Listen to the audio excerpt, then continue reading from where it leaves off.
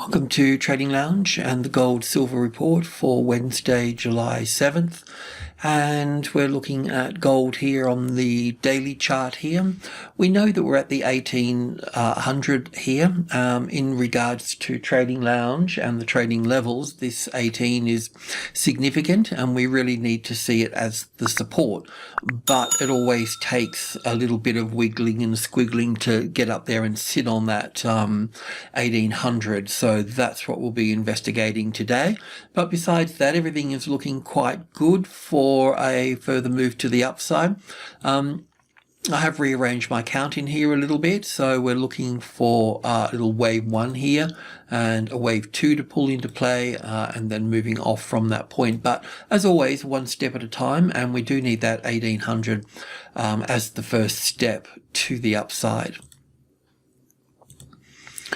Okay, on the intraday here, we're looking at it like this. It's possible, I mean, I've got it from the top here, just as wave A and B here, and then 1 and 2 and 3 and 4 and 5 here. If we need to look at this wave A as wave 1 here and wave 2 there, then this top here will become wave 4. Okay, just saying. And that line through here, that horizontal line, is the 38.2%. So we'll probably remove that in due course, but just looking at both sides of the coin. But it does count it counts better up here as an impulse wave rather than a corrective wave. We could still look at this here as an A and a B and have one more move down here before seeing a move to the upside. So we just need to be aware of that. It can be counted in different ways and it doesn't need to pull down here, but it's just good to know that you'll need to accommodate that at the 1775. Well, we use that, 75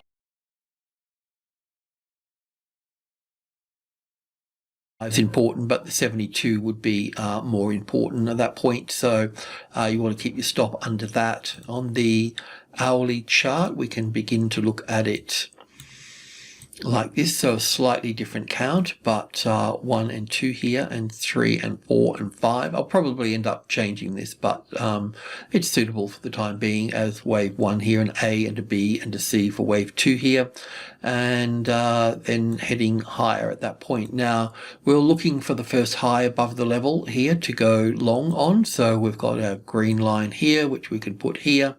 On top here we can drop it down to that second high. What I'm looking for is to put it on top of the B wave here. That's what I would like to do, but in the meantime we're over here for that.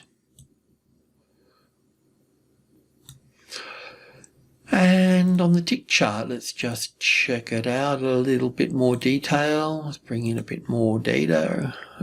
So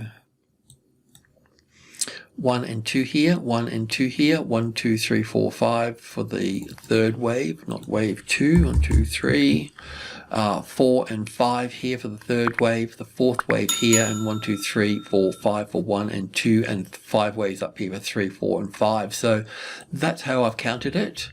I haven't spent a lot of time on this here, so we can just have a quick look at this.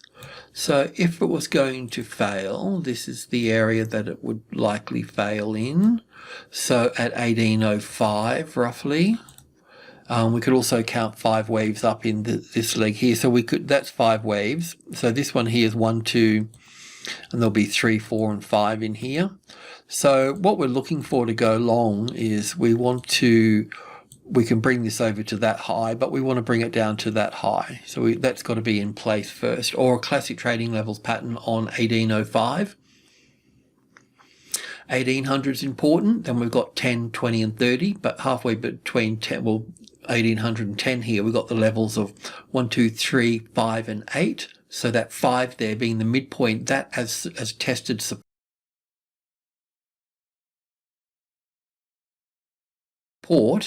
the 1805 would be a nice little step to the upside after that. And also too, take us past this possible A, B and C wave here. As a C wave, it's moving off quite strongly. So it may even have the potential of a third wave here yet, because it's not lazy, it's powerful, you know. I was kind of looking at this as 1 and 2 here, and then down for 3, 4, and 5 here, but I'm sure that could be counted differently as well. But let's just see. Support on that 1805, which would be on top of the 61.8%, would be the catalyst for going long at that point. Otherwise, we'll have to pick it up down here further. We may be able to get a better position once that comes in through there. We can draw a line through there and so on. As I mentioned before, the 1800 here, we've got group 1 above, 10, 20, and 30, and then group 2 below. That's the swing range here that you'll need to accommodate. It's as simple as that. So that's what we're going through at the moment. I see it bullish. I see the market just working through this number here because large numbers attract large orders, and creates that sort of short-term volatility in those swings. And let's have a look at silver. Same thing as well here. It's come off quite sharply. So just on the 1 hour chart, we'll just see how this plays out here. We can view this as wave 1 and back for wave 2 at the 61.8% mark at the $26. We do not want the 26 to become the resistance here. It's okay if it wants to spike through a bit and then go back up and find support and then build a case to the upside. But having that first low below the level there, and a retest of that and to breach that there, then that's where the stop needs to go. So based on that, we'll take this stop here. So it's only on the retest, right? So you have to wait for the first low below the level, and then you wait for the retest after that. Okay. But yeah, that move up there is looking sort of impulsive, which is good. We're not anywhere near the 61.8% mark, even from that scale. So the 50 and the 60 is up here. We're just working with the 38.2, we'll end up working with the 50 and the 61.8%. We'll see. Let's just one step at a time. It did drop off rather sharp. Let's just see if we can label it wave 2. Alrighty, I'll leave it at that. Thanks for tuning in. Cheers.